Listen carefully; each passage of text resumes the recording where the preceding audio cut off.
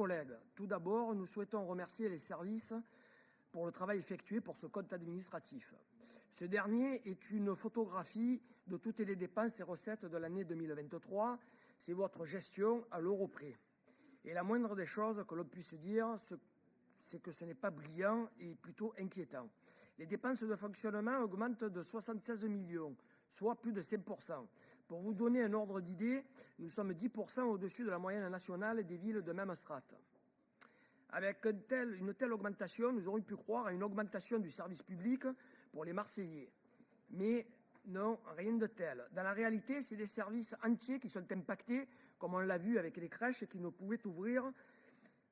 Et avec de telles dépenses et une insécurité qui gangrène notre belle ville phocéenne, nous aurions pu croire que notre sécurité allait être une priorité.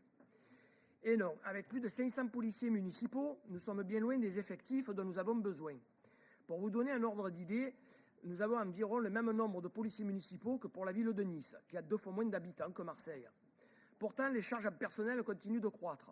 Hors bataillon des marins-pompiers, plus de 33 millions d'euros, soit 6,2% de plus, alors que la hausse du point d'indice du fonctionnaire n'a augmenté que de 1,5 points au 1er juillet 2023.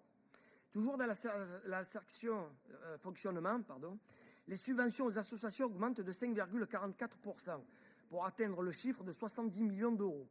Bien qu'il y ait des associations d'utilité publique, on peut se poser cette question, pourquoi une telle augmentation? Les dépenses réelles d'investissement ont été de 433 millions d'euros, ce qui est largement insuffisant quand on connaît l'état de certaines écoles, bâtiments ou encore les infrastructures qui se font attendre et dont les Marseillais ont cruellement besoin.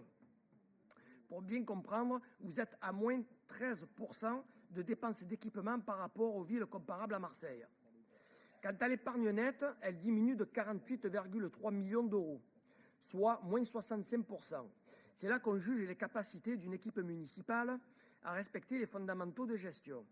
Cela nous permet aussi de connaître les réserves disponibles nettes, des amortissements en capital, de la dette et bien sûr des intérêts, déjà intégrés dans l'épargne brute. Bref, c'est le reste à vivre d'une commune, ce qui va vraiment permettre de se projeter dans le futur. La dette marseillaise, si nous la comparons encore aux autres villes de même strate, c'est absolument catastrophique. Nous sommes à plus de 33,6% de la moyenne nationale, soit 1,300 milliards d'euros.